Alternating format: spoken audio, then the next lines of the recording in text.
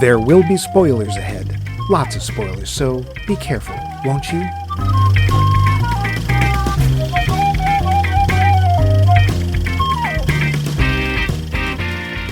This week on Max Mike Movies, we're crossing a bridge over very troubled waters. John Waters, that is. This illustrious filmmaker has run the gamut from what the f*** to, hey, that was pretty good, and wow, John Travolta looks better in a dress than I thought. This week, as the third entry in the series, Because Patton Says So, we're looking at his choice from the Criterion Closet, Female Trouble. Patton picked this, but why he picked it and what he thought of it we'll leave to the end of the show. What simply won't wait till the end of the show is my introducing our host, Max. I'm not wearing that dress with those shoes, Levine. Give us some fashion tips, Max. Fabulousness is a state of mind, not a state of clothing. Please note his middle name is Plaid. And me, It is not. That's played. There's an E at the end. Oh, dear gods. And me, I'm the grip to your best boy. That sounds dirty. Wow, that sounds dirty when you say it like that. Mike, is my wig off kilter loose? We don't usually do this kind of thing at Max Mike Movies, but I think it might be best to warn you that if you were thinking of watching this week's movie ahead of time, do a little research first. Yeah. Not say if it was good or bad yet. Just go look it up. You'll be glad you did. What we're glad you did is give us answers to our poll question. Last week, we were simply dying to know which actor's success totally baffles you. Surprise, surprise. Fun. Oh, Max, no! Okay. Oh, well, I'm glad you got over death that quickly. Yep. Anyway, surprise, surprise, you had opinions, and here they are. Roland Hardy answered first with, quote, Pee Wee Herman, end quote. Huh, well, there you go. Thanks, Roland. I know you are, but what am I? I don't know, and I've never had an answer, and I never will. Val Coons of Q Footsteps fame, it's a podcast, check it out, wrote, quote, Kevin Costner and Gary Cooper. Neither one of them could act their way out of a paper bag, though I will say No Way Out is a good movie, and Gary Cooper is adorable, or is that adorbs? Is that a thing? And I think it's totes adorbs. okay. In Ball of Fire. And I know this may be sacrilegious, but Betty Davis, she's a grouchy scenery chewer to me, end quote. Wow. I agree on 2 out of 3 counts. Thanks, Val. That's interesting. I wouldn't have thought of that. Me either, but hey, that's why we ask you folks. Yeah. George Selnier's response was, quote, Jared Leto, self-indulgent, pretentious, actory. He's the worst part of every movie I've ever seen him in, end quote. And I agree with that, too. Yeah, I can't argue with that. Thanks, George. Gee, a lot of my answers are coming out already. Tyler Stewart agreed with George. Also, he added, quote, Keanu Reeves. I respect that he puts a huge amount of work in training, but the man can't act, end quote. Thanks, Tyler. Well, acting isn't everything for an actor. He's just such a nice person. He's so sweet. You want him to be better than he actually is. Yeah, because he does put a lot of work into it. And what he does with his money, I took him off my list because I can't say bad things about him, even though I don't. Yeah. Anyway. Dave Mackman sent us quite the little paragraph. Quote, having worked in marketing, there are, happily, an infinite number of paths to success. Most actors I just don't notice, and therefore don't notice their success. If I do notice them, it is often because they have some level of charisma that they bring to every role, and that I want to see again. Or sometimes it's because I hear their name a lot.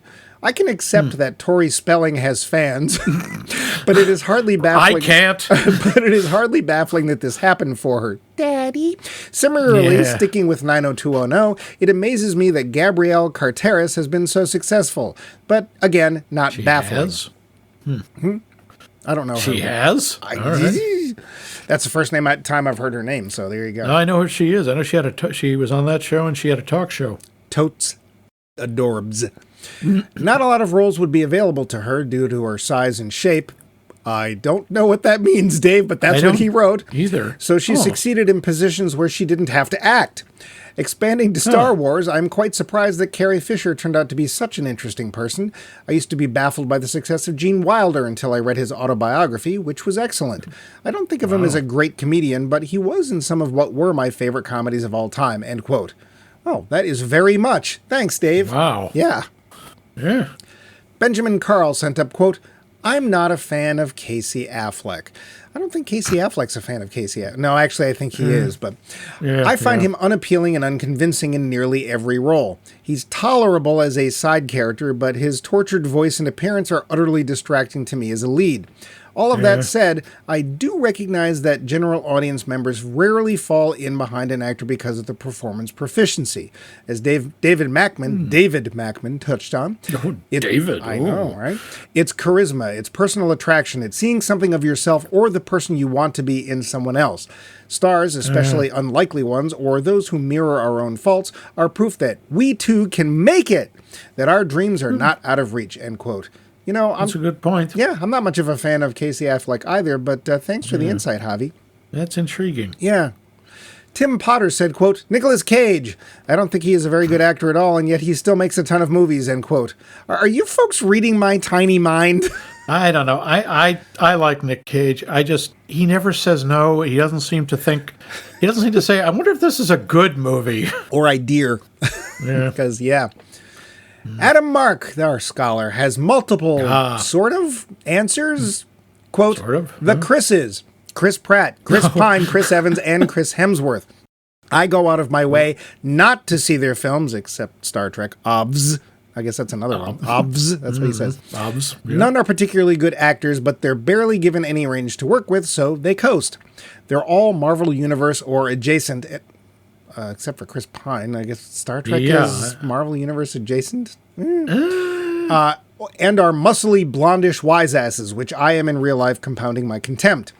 Without the CGI focus group tested quips and one-liners that they blurt out after the Empire State Building blows up or whatever, they'd be nothing.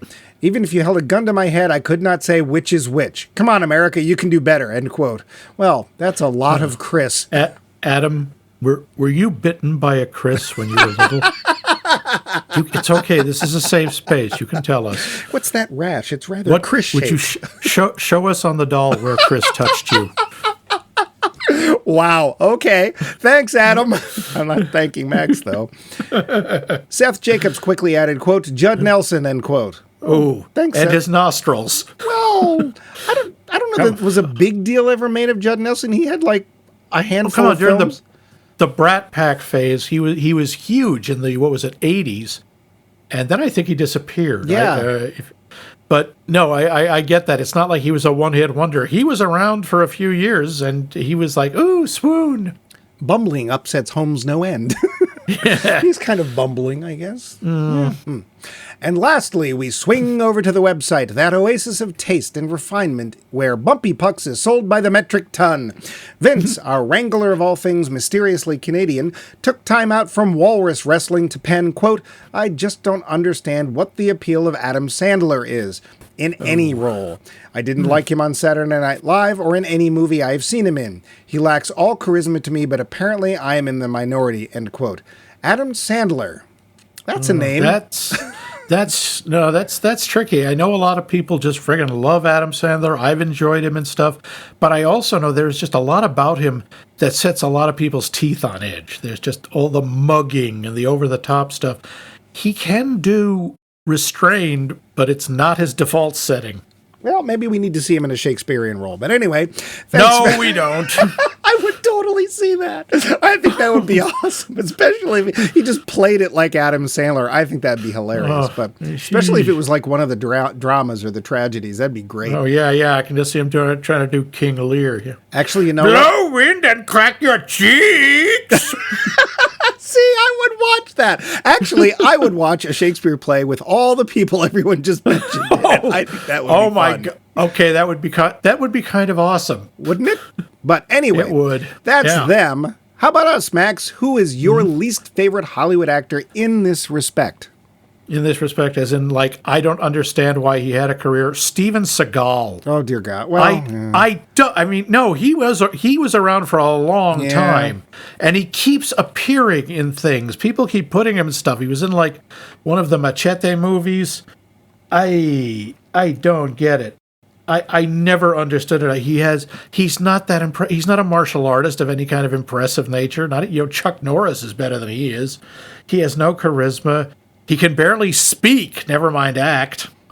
I don't get him. I don't get how he had such a career. You just have the one answer? Yeah, I mean, there's a whole bunch people I don't like, but he's the one who baffles me. I mean, I'll agree with the Chuck Norris thing, because Chuck Norris, to me, is the dullest martial artist I've ever seen. He actually makes martial artists boring. Yeah, he has no charisma and no presence. He has a mustache. I don't get Chuck Norris. I don't get Chuck Norris either, but I didn't want to say that because the internet loves him and they'll murder me. Whatever. What about you? Who baffles you? Daniel Day-Lewis. Really? I really just don't. He, for me, and Jared Leto might as well be the same person. It's like, look how much I'm acting! But it's like, calm Lewis down, actually lady. does a good job. I disagree. I think that what he does, and this is the problem I have with Lewis, he doesn't care if there's anybody else on camera. He doesn't act with them, he acts near them. And his acting to me is just so overblown. I'm so in the role and I'm so important as an actor, I can't stand it. And he just, to me, it's like there's him and there's the rest of the cast and everything I've seen him in. And Leto, same thing, exact same thing. I don't like him. Owen Wilson, I don't like him, and I also just don't understand why do people find him appealing. Wow, I can't believe you don't like Owen. Wow. That's exactly the reason right there. It's like an itch, and it's like in a place that you can't do in public, so you have to just sort of deal with it. Ben Stiller. I like that image. Ben Stiller, same thing. I'm not a big fan of Ben. Early on, I didn't mind him. Like, there's something about Mary. I didn't have any problem with him in that. But then later on, it's like, you're trying to be something, but it's almost like you're trying to be Peter Sellers. Like, oh, look at all the different characters I do. It's like, none of them are actually very funny, though. And Peter Sellers, what's that word? Was. But, yeah. Okay. Well, that's all well and good. So, with that, we close this portion of our show so that we can make way for a brand new feature. The poll question! What? But we didn't discuss this. We're doing the same thing. I'll have your up in front of the board for this. We're doing the same thing that was meant to be a joke. Well, I'll have to clear that with the board. There's no board. It's you and me. Yes, there is. It's over there, propped up against the wall, and it has a nail in it. Yeah, it's holding up your talent. Anyway. At least something's holding mine up. I don't need mine to be held up. It's there for everyone to see. There it is, pooled around your feet. Why is everyone laughing? I don't, Anyway, the poll question, we'd like to know, what is the cheapest made movie you've ever come to love? Who took $25, some string and tape, and made gold? Let us know in the yada, yada, yada, yada. But for now, we're off together. The facts. Budget, $25,000. I think this is now the cheapest film we have ever covered here on Max Mike Movies. Yeah, I think so. I think because I think we did one for 100,000, so this would be less. Yep. Take. We aren't sure, as it didn't have an actual theatrical run, and there's no figures, but some. It's been running as a midnight show for 50 years in a lot of places. It's got to have taken in some money. Well, and I'm betting that if you tried to look up the take for Rocky Horror, they would only give you the initial run, which was a huge failure. I don't know another film that's been running, 75. Next year it'll be for 50 years in the theater. So there you go. Yeah. As they say, any press is good press. Fellow movie critic Rex Reed really did not care for this film and wrote in his review, quote, "Where do these people come from? Where do they go when the sun goes down? Isn't there a law or something?" End quote. This was the quote used not only on the movie posters, but the box of the eventual home video releases as well. Oh, say what you want about John Waters. The man knew how to spin. Yes, he did.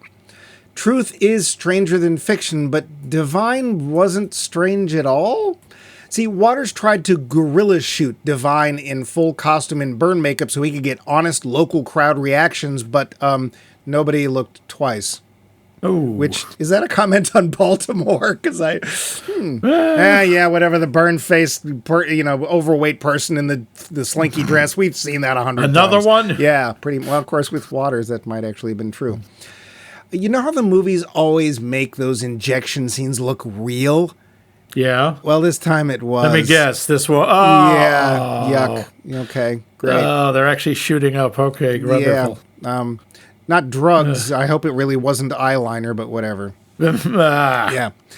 That was indeed a newborn baby. One of the actors in the movie was in the final stages of her pregnancy while shooting and agreed to let her baby be used in the birth scene.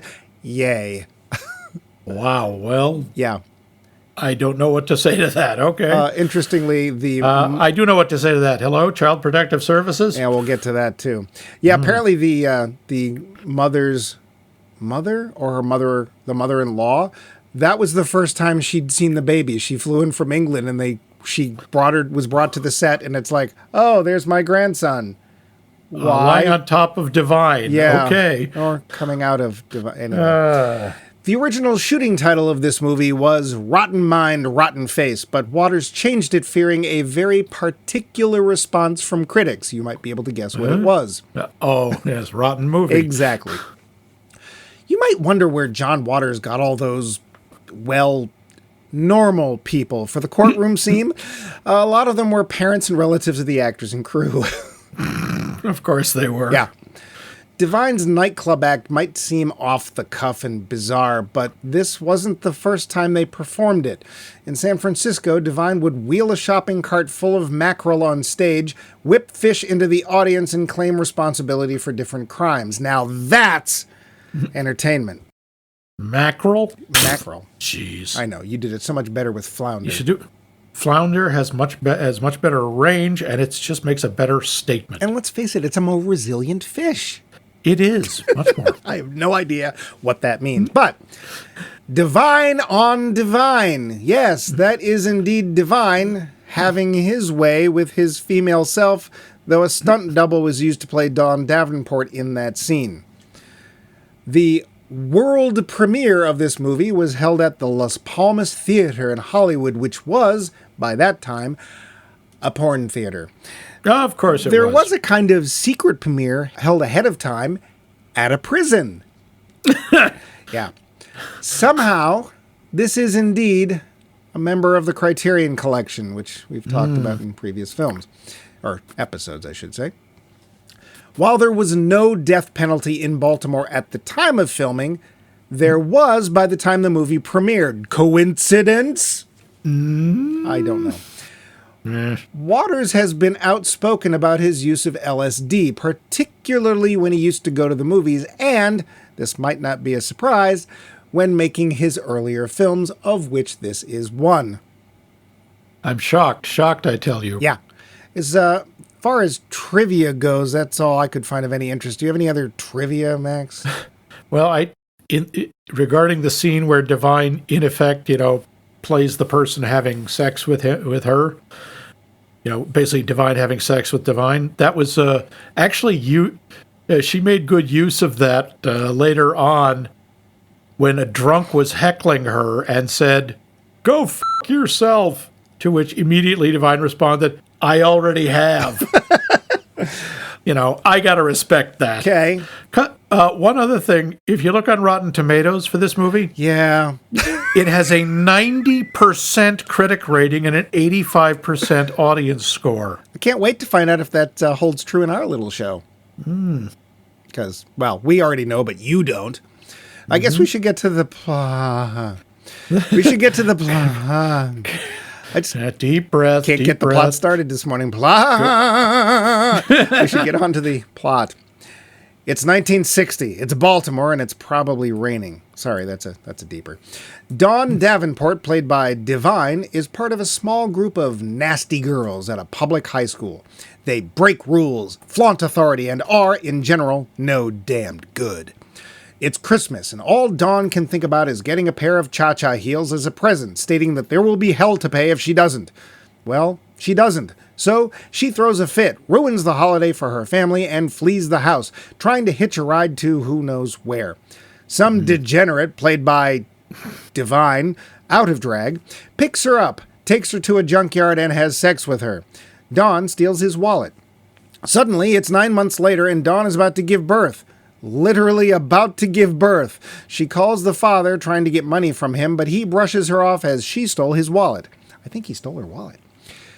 Dawn gives birth and starts the long, lonely, lovely path of motherhood.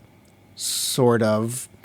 To earn money, she works crap jobs, sometimes walks the streets, and teams up with her high school chums to rob houses. Time passes quickly, and suddenly Dawn's daughter is 9 and acts almost exactly like her. On a random trip to the salon, it is not the salon, to make herself feel better, Dawn is discovered by the very exclusive pair that run the place, and thus begins her ascent to stardom. She also marries her hairdresser who lives next door with his hideous aunt, but that doesn't last long. She throws him out, divorces him, and sort of tries to continue to be a single parent. Or really, she just yells at her daughter all the time. Suddenly, it's time for Dawn to become a real model, and her benefactors push her further and further until she's set to debut at some local club in an act that involves her rubbing fish all over herself, jumping on a trampoline, and brandishing a gun. She shoots at least one person in her audience and is arrested. Finally, facing her karma, she's charged with multiple counts of murder, one being her own daughter. Convicted, Dawn goes to the electric chair remorseless, thinking that her execution is the ultimate form of art. Oh, and she had acid thrown at her face and jailed her ex-husband's mother, and she yelled a lot at the end. The film. Yeah, I think you covered most of it. Yeah. Max, had you seen this before? I had not. I had, of course, heard of it because everyone has. This movie's very famous. This is one of the great cult movies. I would agree. I had seen it before.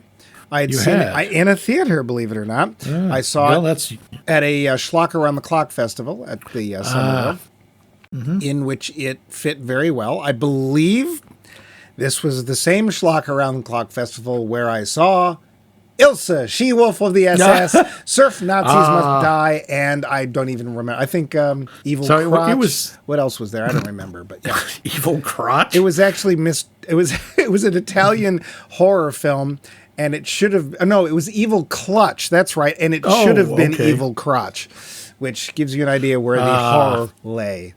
Oh, dear. Whatever. Laid. Anyway, however, it was a long time ago, and I didn't remember much of this film.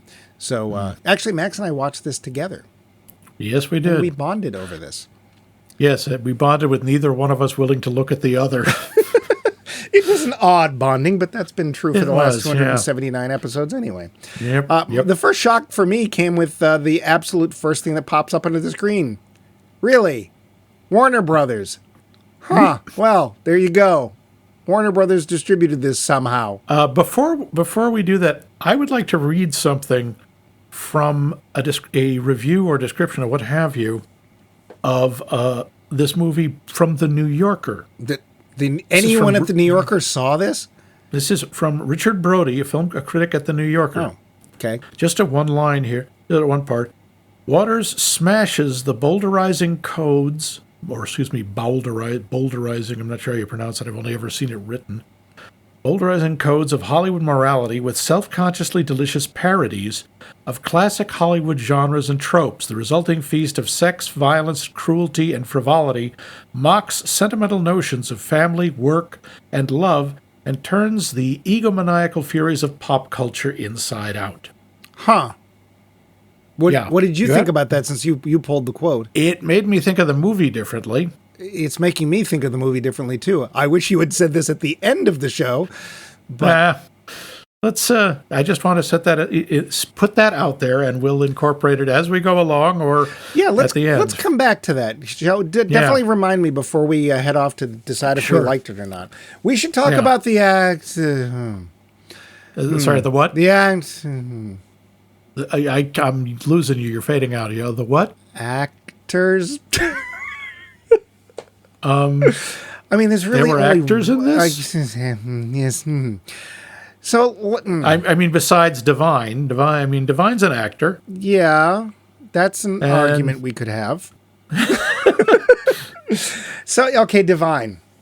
Yeah. Like them or dislike them, and to be fair, I don't know their pronouns because Divine passed away before this was a thing. I'm going to go with them just to be safe. Sure. Like them or not, Divine was a presence. Yeah. Divine was outspoken. Divine was not taking anybody's crap unless you were a dog. That's another movie, and I don't want to talk about that. Yeah. I can't really, it's hard to comment on their acting when you can't tell how much of it is actually acting or just Divine. Like, did John Waters write this part for Divine because it's stuff Divine would have said anyway? Yeah, I mean, you got to say, a lot of Divine's dialogue, it could easily have been improvised. Yeah. Made me wonder, are there any outtakes to this film? And if so, how would you tell? I have trouble believing that there is anything he did not include, except, well, we'll get to that. But, yeah, Divine is less an actor and more just sort of a force of nature. Yeah. Just something, not that performs, but that you unleash. Yeah. Well, I wouldn't even say unleash because that implies some sort of control. Yeah. I think it's more like you just aim at Divine, and then Divine does things. And you get out of the way. Now, to be fair, I would go with that. Was it Polyester where she played the mother originally? Yes, I think it was. And that was like... She plays a mother in Hairspray, maybe too. it's Hairspray I'm thinking of. That was probably her most mainstream role. And she played it more or less straight, which is fine. Yeah. I find it hard to comment on Divine's acting because I'm not sure that's... I don't know how much of it's acting. I think it's just, do you enjoy Divine's performance? And I will say there are things in this film I do not enjoy, but I think Divine is totally and utterly themselves, and you have to at least appreciate the lengths they're willing to go through for a role. For example, there's a scene where Dawn Davenport is running away, and she comes to I guess you could call it a river. It's a big brook or a small river.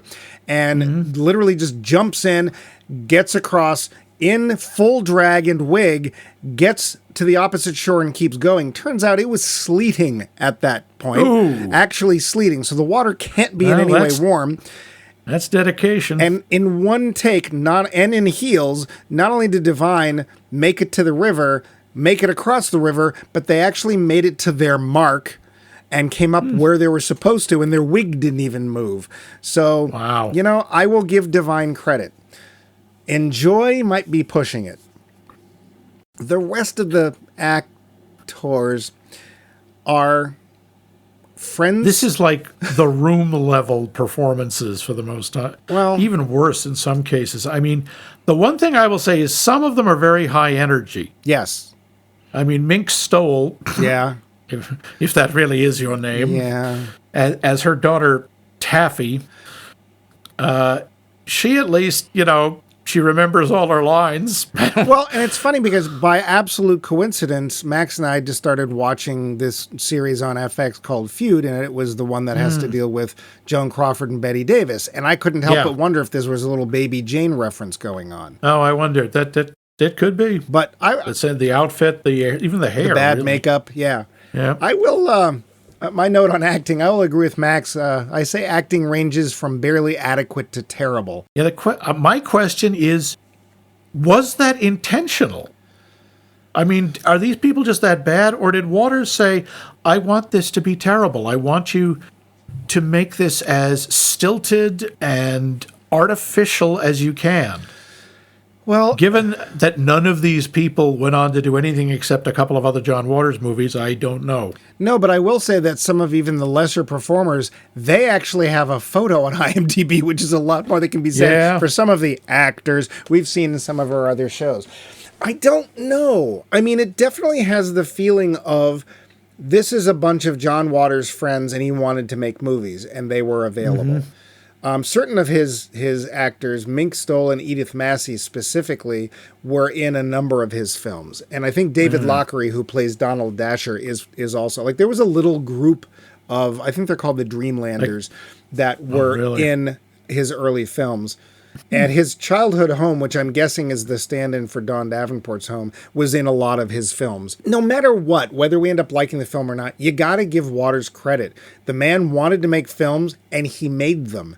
He made them, even though with no backing and no support, and he did. And say what you will about him, he has become an icon. Very much so. Even people who've never seen his movies know who John Waters is. Sure. They know that bizarre pencil tip mustache and the creepy googly eyes. I'm sorry, John. I know that's not your fault. And I still remember, I think it was the very first time I ever saw John Waters, and I had never seen a John Waters movie. It was in an announcement video in a theater, like they used to do the, please put your trash in the trash cans. Eat this, Timmy. Exactly. This was one of the ones about smoking, and it's just him standing there enjoying a cigarette going, hi, I'm John Waters. I should tell you that in this theater, no smoking is allowed. So you can't enjoy a delicious cigarette like this until you're outside of the theater. Once you're outside, smoke all you want. But when you're inside, I'm afraid you'll just have to watch me do it. And I just remember thinking, okay, this is kind of brilliant. Well, you know what's funny? That is his one major regret. He wishes that he had stopped smoking a lot earlier. Oh, well, I'll bet, because if I remember right, he smoked like a damn factory smokestack. Yeah, and apparently he said quitting was really, really horrible, because, of course, I don't think he quit until, 15 years ago. So, yeah. I mean, and he's in his late 70s now, so that means he's... good for him for quitting. I don't know how much difference it's going to make at this point, but it couldn't hurt. So, yeah, there's actors in this. Was it social commentary? Yeah. I think that there is meant to be a lot of social commentary in the film. The actors, there's a very big difference to me in I want people to seem utterly realistic, and I want people that can actually act. And there's a lot of times where people are kind of smiling when they shouldn't be. There's not a lot of feeling of character in a lot of them. There's just a lot of yelling, quite honestly. Even Don Davenport, a lot of noise. Mostly it's a very yells. loud movie. Yeah. I will say this, though, and this is the one thing that made me think this might be a put-on as far as the talent. Nobody looks at the camera. No. And that is a classic mark of bad actors, is they look at the camera. Yeah, I'm just suddenly picturing Paul. I'm looking at you, Sinatra. Well, that also from that same show. I was actually thinking of Paul Vogt from a very sadly short-lived show called The Rerun Show, where they would reenact scripts. Oh, yeah. And he played Tom Willis of the Jeffersons, and as soon as he walked on set, he would just stare right into the camera. Because, let's face it, the guy who played Tom Willis stunk. Yeah. If you go back and you look at clips from the Jeffersons and you see the guy who played, he looked right in the camera. Well, I'm guessing that's where his cue cards were, right? Probably. Yeah. I don't know. I think that Waters is reacting to a lot of things. I think Waters is reacting to so-called normalcy, so-called suburban life, etc. Keep in mind, this was 1974. Literally 50 years ago. Yeah. And he was... I mean, that's one of the big arguments, is that he was attacking the normal sort of cliches or mores, both of the, not just of society mostly, but of Hollywood and the movies. Right. Because you saw a lot of movies, especially in the 50s, of the bad girl and the runaway, and it always ends up terribly. Yeah. So they end up dead or in jail, or they repent and become, I don't know, nuns or... Because that happened once. Yes, it did. I think it happened more than once, but yeah. And here he's saying, no, look at this. This is a person. Because Don Davenport is an unrepentantly horrible human being who does awful things and never regrets any of them, even up to her death. She views her execution as a performance. Yeah. And the whole thing of it like steps all over the ideas of, sorry, but steps all over the ideas, as I step over your lines, of motherhood and friendship and romance. And it just says friendship. It's like, it can all be awful. There are horrible people out there, and they can just twist everything that Hollywood tells you is wonderful and it isn't necessarily. It even starts off when she gives birth, which is, oh Lord, Dawn gives birth alone on a filthy couch in a hallway and bites through the umbilical cord herself. Just so you know, condoms filled with liver, just so you know. That's worse somehow. She had some nice fava beans afterwards. Yeah, one of my notes was this movie rewrites the definition of the word protagonist. Because Dawn is essentially the protagonist of the film. I'm trying to think of how the word or the prefix pro applies here. We're supposed to sympathize or empathize or something with the protagonist. Well, traditionally, you are. Yeah. You're supposed to want the protagonist to succeed, or at least you're supposed to be invested. Where this is a movie where by the end I'm going, will you please execute her? Yeah. It is a difficult film in a number of ways because I think one of the things Waters was trying to do was literally shine a light on a segment of society nobody ever talks about unless they're dramatizing it, in which case you point out there's a nice, clean, nobody gets hurt gunfight at the end where somebody relents or repents or whatever. And he's basically saying, no, there's horrible people out there. They live their horrible lives and they die horribly, and that's the way it goes. And along the way, there's comedy and showmanship and glamour and music and babies. Except there's a little difference. A lot of other people have done there are horrible people out there. That's nothing new. Yeah, but everyone in this movie is horrible. Yeah. When you have a movie with lots of horrible people, there's always the every person, the common person, the decent one who's the contrast, who's the one you feel sorry for. Oh, they're all surrounded by these monsters. There's no one. There is nobody in this movie who is good, decent, or wholesome, drinks milk, brushes their teeth, whatever. At first, I thought, okay, Taffy is going to be the sympathetic character, this poor kid who's dropped into this horrible life. No, she's just as awful as everyone else. Well, in a way, you can't blame her because look who she's living with. Exactly, but in a traditional Hollywood movie, that she would rise above it. Well, she joins the Hare Krishnas. Yeah, and that's the only time I've ever, in real or fictional life, gone, that's a good choice for her. The Hare Krishnas would be good for her. Hair pimples for hairy fishnets? What? Hairy fishnets. Just cough up some dough, Mac. So, sort of cycling back a little bit to when you were talking about the directorial style of Waters, it's very flat. And in a way, it's either post-Ed Wood or pre-Wes Anderson, because he tends to be very straight on, and he doesn't tend to vary his angles very much. But there's also a kind of falling in line with other filmmakers at the time. So the end of the 60s, the beginning of the 70s, Hollywood, for some reason, well, actually, it had a lot to do with the French cinema verite and the French New Wave, where they were basically saying, we're tired of all these bright colors and everything looking peachy and fun and happy. We want to make things look much more realistic. And I think that Waters takes that and really runs with it. So there's neighborhoods in here that are all too shabbily real.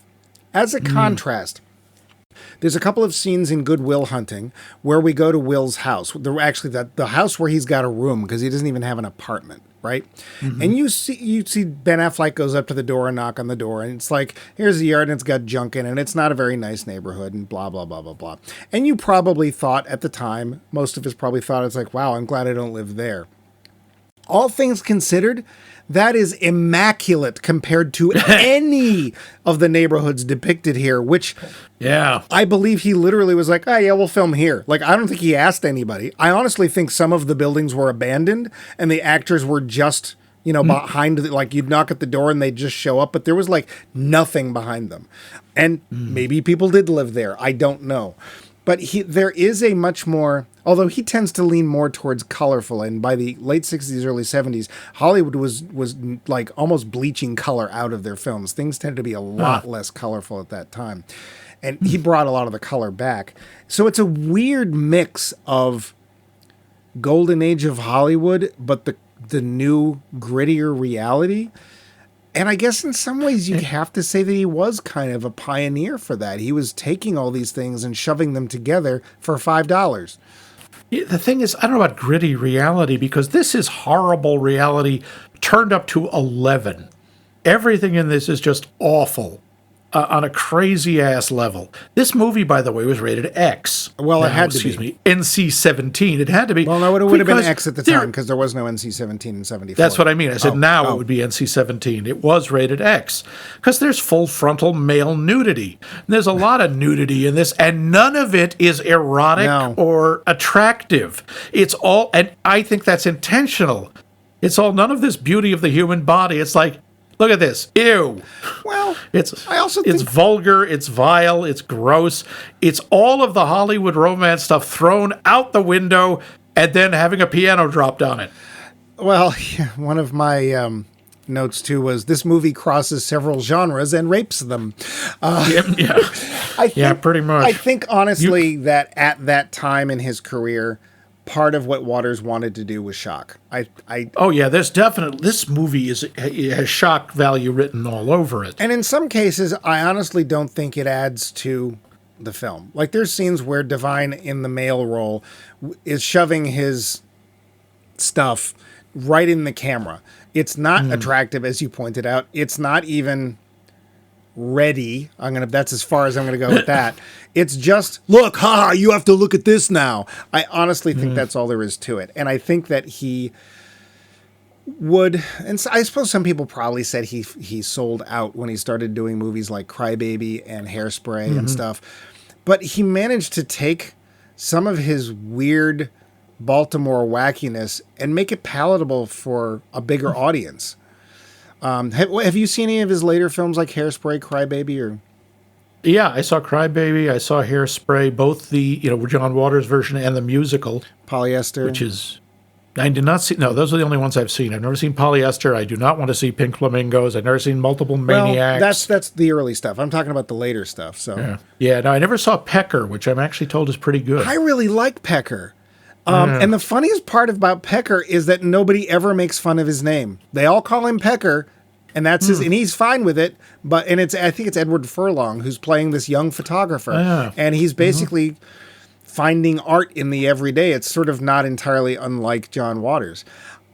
I enjoyed Polyester. I saw Crybaby when it came out, and I didn't even really know who John Waters was at the time, and it was a Johnny Depp film of all things. Yeah, and it's actually pretty fun.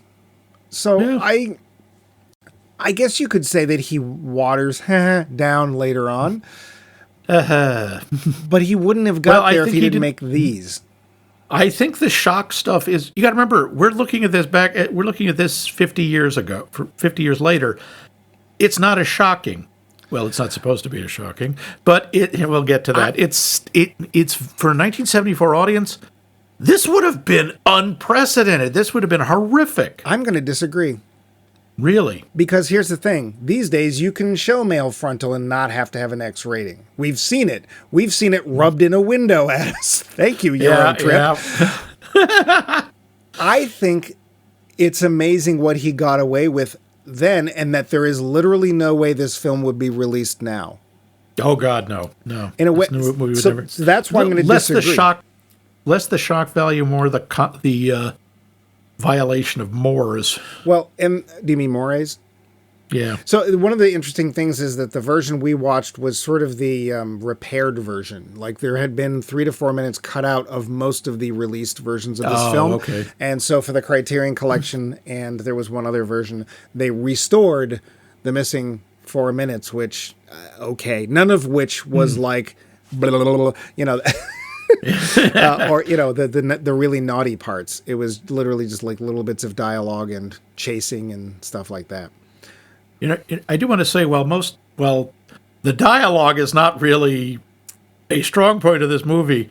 There are a couple of lines that made me kind of either laugh or I don't even know. I experienced emotions I have not I have no names for. When at the beauty salon, when what are their names? Donald and Donna Dasher they have to interview their clients. You can't get your hair done at the lipstick beauty salon until you pass an interview. and they're asking, what do you do? I work for the telephone company. Disqualified! Yeah. And I do like, we are upper class level burglars. Burglars. Yeah, that was, I mispronounced that. Should we keep rolling? Okay. Or when Gator is leaving, I'm going to Detroit to find happiness in the auto industry. Spoiler. Yeah. So I'm going to go to an email I received from Vince regarding this film. And he said he used to know folks that would be able to quote the entire film Rocky Horror style, actually pre-Rocky Horror style, right? Because it's 74. It's a year earlier than that. And his favorite quotes, he says, is, I want cha-cha heels. And we took you to a doctor when you were little, and he said you were most definitely retarded. Crime is beauty. And who wants to die for art? And yeah. Also, Richard Speck, guide me through this night. Yeah, there's a lot of like worshiping at the altar of serial killers, which is... Or mass murderers. I mean, they mentioned, remember when... It's pretty obscure now. Yeah. But when Dawn is, and again, spoilers, is strangling her daughter. Right. Spoiler. One of the people yells out, remember Alice Crimmins. Alice Crimmins was convicted of killing her own children in 1965. Yay. Was it anywhere near Baltimore? In spirit, sure. I gotta say, if there's one thing that does not come off well in this film, it's Baltimore.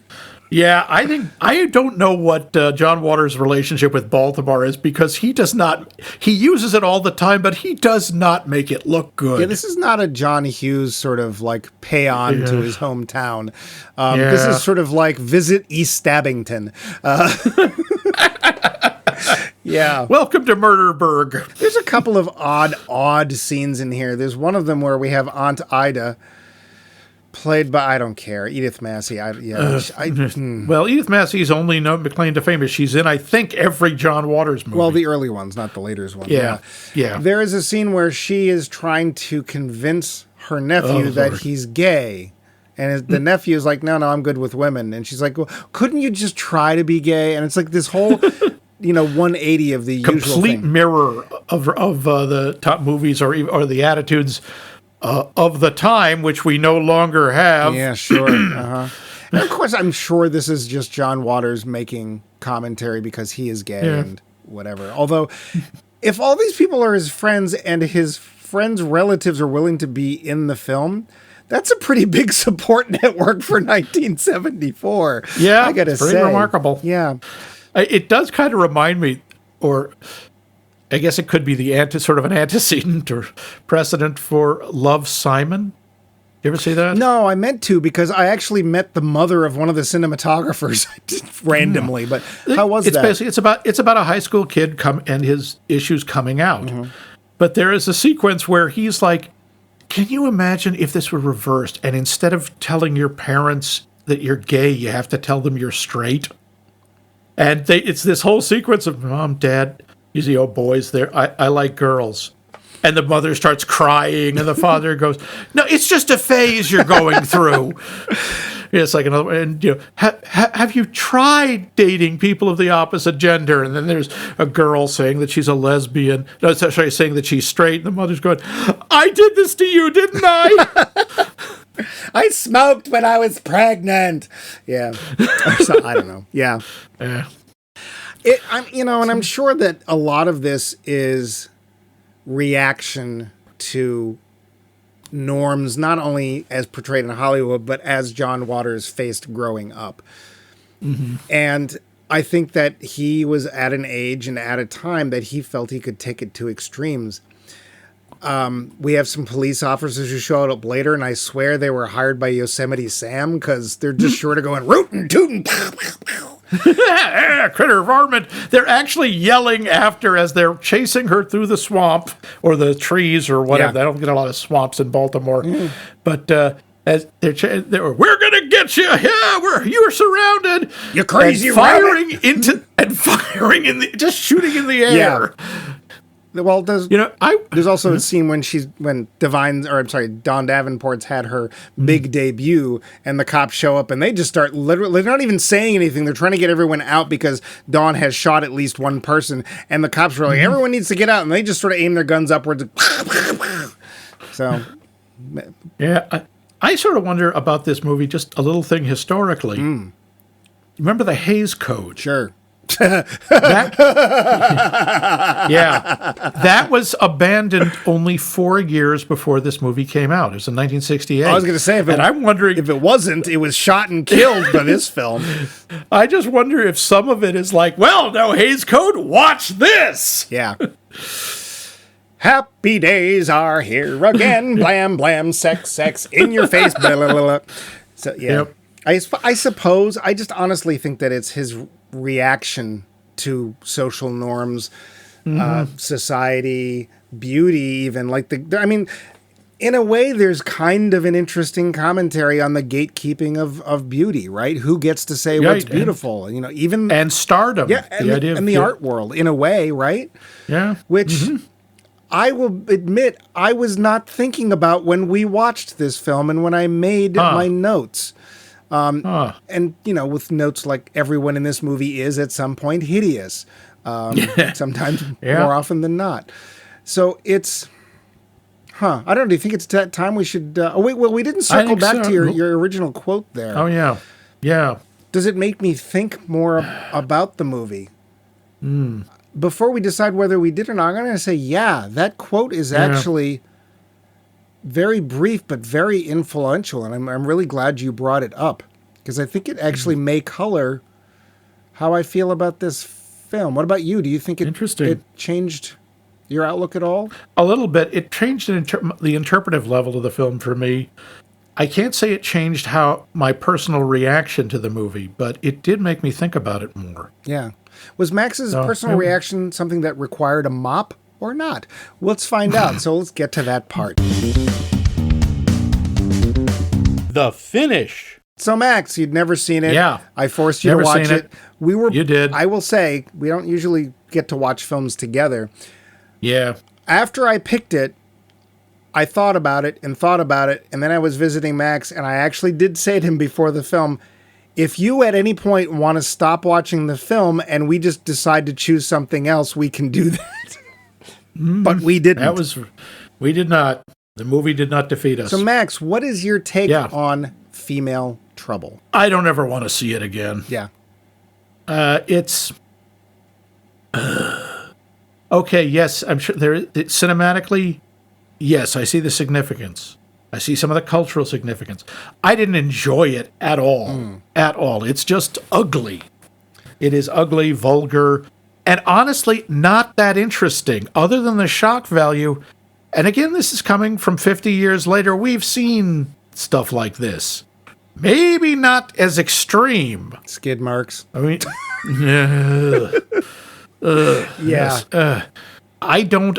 I'll just say it. I don't understand the cult following. It's just, I'm not saying it's wrong or bad. I don't get it. I don't understand it. It didn't, I don't feel the urge to memorize the lines. I don't feel the urge to ever see it again or go and see it with a crowd. In fact, honestly, I think I'd be more embarrassed seeing with a crowd. I was embarrassed enough seeing it with you. Well, he feels like that about anything, so it doesn't really matter. Well, yeah, that's just... No, then I'm just embarrassed in public if I'm seen with you. But, no, it's just like, the movie for me is one long cringe. It's an hour and a half. My cringe muscles were sore by the end. The only thing I will say is Divine is impressive. They just are. The sheer force that they bring to everything they do... It's like those actors who, good or bad, whatever, they give 110%. They don't leave anything on the field. What about you? Now, are you saying is that a no? I'm not sure here. Is that a no? Oh, I see. You mean would I recommend it? Oh, I don't know.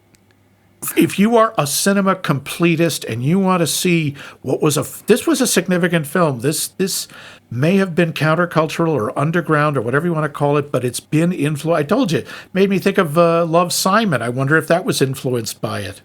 Maybe there are things I could see coming out of this. If you are a cinema completist and you have a strong stomach, yeah, I'd say see it. I just Is there anybody personally you would recommend it to? No. No, there is no one I ever wanted to speak to again is what I tell to watch this movie. Max is a nice man, and he knows nice people. Yeah. What about you? How did it work for you? Well, again, I've seen this before, although it was, oh boy, it has to be. It's getting close to 40 years ago that I saw it. It is not a pleasant film at all. On some level, the movie's actually boring. Why do I say that? Because Dawn Davenport's character literally does not change. It is scene after scene of Dawn Davenport screaming at some point. That's true. She doesn't grow. No, not only does she not grow, but it's the circumstances teach her nothing. And even the moments where she starts off seemingly happy, something comes in or someone comes in to send her right back to her core nature, which is to scream and be upset at stuff. And she, strangely, for somebody who comes from so little, has a real sense of entitlement, which is a very interesting mix. But, after the fifth repeat is kind of boring. I had notes like, I hope this movie didn't cost more than $35. Because there's literally nothing spent on the view. It's not meant to be pretty. It is... And in that way, it exceeds. Just when you think the movie can't get worse, it does. Yeah. I didn't know where the movie was going, but I didn't care. Because there's nobody in this film you want to root for. And as Max said, at certain points, he was like hoping there would be an execution scene. Lucky Max. That being said, especially because of that quote that you brought in from the New Yorker, I think this is a film that's easy to dismiss. It's very easy to instantly go, this is nothing but, grotescature, and it's shock for shock value and nothing else. And I don't think that's true. And at the very least, John Waters embodies the whole idea of auteur. His earliest films were written, produced, and directed all by him, and we're still talking about him 50 years later. Yeah. That counts for something. He had an impact. You can't deny that. He did. And he managed to do a lot of his learning and still get accepted by Hollywood, which is not easy to do. No. Would I recommend this to anybody I know? Well, Vince, go ahead, watch it again. You'll love it. But most people I know don't. That's not why they go to the movies. And most of the people I know would not be interested in the gross out scenes. Certainly nobody I'm related to. So I'm going to be on the same boat with Max, which is I appreciate it better now, having talked about it, having heard the quote from it, not the Rex Reed quote. I don't want to see it again either, and I don't want to go back and see either of the other earlier films. I know one of them is Pink Flamingos, and I can't remember the other one. So Multiple Maniacs is one. Yeah, but we have a third judge in this series, our friend Patton, who we had just had a personal meeting with, a very personal face-to-face. He was a little. We were only about 15 feet away. Well, we actually went and saw him in concert, but we were there. And we were there. I swear, once we made eye contact. He looked in our direction at least once. Yeah. And remember, we did get permission. So yes, we did. This is what Patton had to say about this film. Quote, okay, I love so many John Waters films, but this is far and above his best. It's still weirdly timely. It is a saga about punk rock. And crime and evil celebrity. It has the funniest opening 10 minutes of any film I've ever seen. My God, John Waters forever in our hearts. And he's still alive. End quote. Yeah, you see, this is what I mean. There are people who get something out of this movie. I just don't. Yeah. And, God love him. Good. All more power to you. Doesn't do that for me. Well, and the other power we would want to grant to you is the power to answer our poll question. Yes. Oh boy, what a segue. We'd like to know, what is the cheapest made movie you've ever come to love? Who took $25, some string and tape, and made gold? You can let us know in the following ways. Please email us directly. You will get one of us, one of the two of us. There's no team. There's no employees. There's no whatever. It's just us. There's no skill, no talent, no ability. Mr. Shatner, we're shooting. Yes, we promise. Check out Priceline.com. You can email it us at maxmikemovies.com. You can go to our website, maxmikemovies.com. All our episodes are there. You can leave comments. You can talk to Vince. You can give us suggestions, etc., etc. You can go to our Facebook page at maxmikemovies, where you can, once again, leave comments, suggestions, etc. And hey, we're coming up on episode 300, and we got no ideas. That's a hint. You can also find us on every podcast app ever made, ever to be made, or ever no longer in existence. But we're going to finish up this little short series on Because Patton Said So next week. But how? How? Yes. That's I the think question. How? Fortunately, Max? I can answer this question.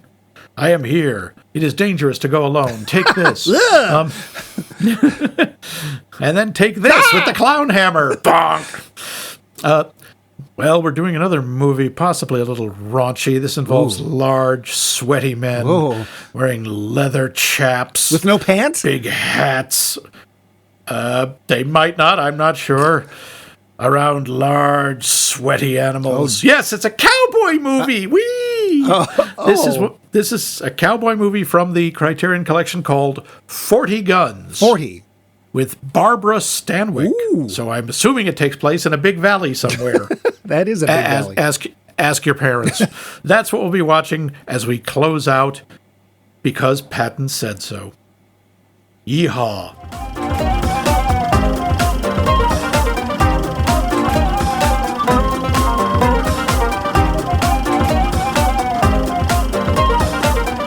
This has been a co-production of The Voice of Max and The Movie Wrench.